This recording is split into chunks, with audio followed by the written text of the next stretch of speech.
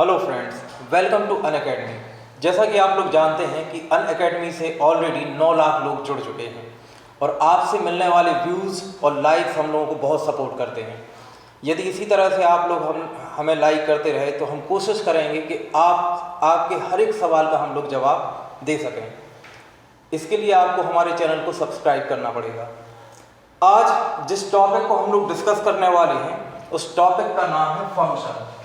आज हम सारे फंक्शन को डिस्कस तो नहीं कर सकते, कुछ एक फंक्शन ऐसे हैं जो आज हम आपसे डिस्कस करेंगे।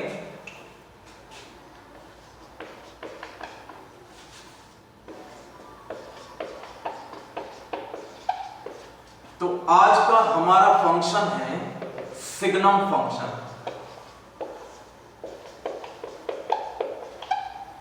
Signum function f(x) equal mod x upon x होता है।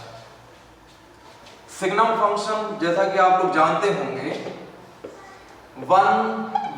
इसकी वैल्यू 1 होती है जब x 0 से बड़ा होता है, मतलब पॉजिटिव होता है, और इसकी वैल्यू 0 होती है when x is equal to 0 and -1 when x is less than 0, मतलब जब x नेगेटिव होता है उस कंडीशन में सिग्नम फंक्शन की वैल्यू -1 होती है। इस तरह से सिग्नम फंक्शन की सिर्फ 3 वैल्यूज ही पॉसिबल होती हैं।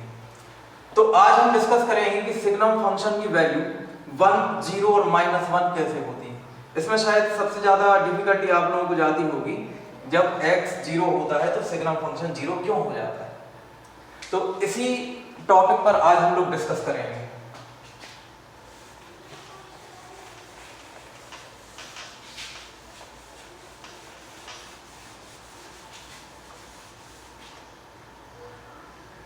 Suppose x is equal to 5, मतलब जब x की वैल्यू पॉजिटिव है, ग्रेटर देन 0, तो mod x upon x is equal to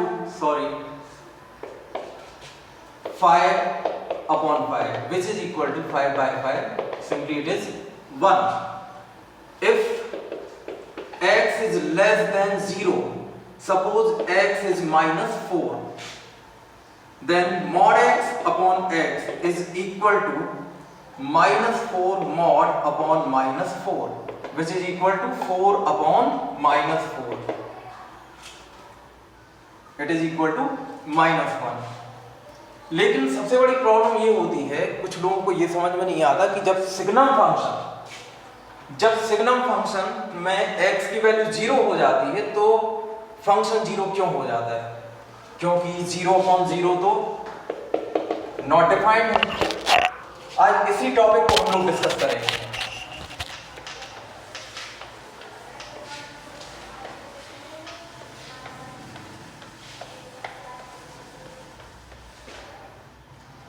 If x equal to 0, then signum function mod x upon x will be 0.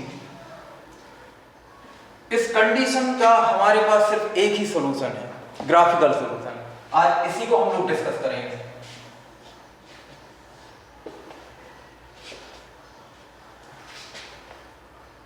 आप लोग जानते होंगे कि हम y कोऑर्डिनेट को fx लिखते हैं, मतलब अपने पास 2 कोऑर्डिनेट होते थे x और y, इसमें हम y कोऑर्डिनेट को रिप्लेस कर देते हैं fx से। जब सिग्नम फंक्शन की वैल्यू, जब सिग्नम फंक्शन में x की वैल्यू पॉजिटिव होती है, सपोज x की वैल्यू है 5, एक कोऑर्डिनेट तो ऑलरेडी हमारे पास है x इक्वल 5, अब हमें दूसरा कोऑर्डिनेट फाइंड करना है। तो दूसरा कोऑर्डिनेट आप लोगों को मालूम है कि ये 1 आएगा, x की वैल्यू 5 और y की वैल्यू 1।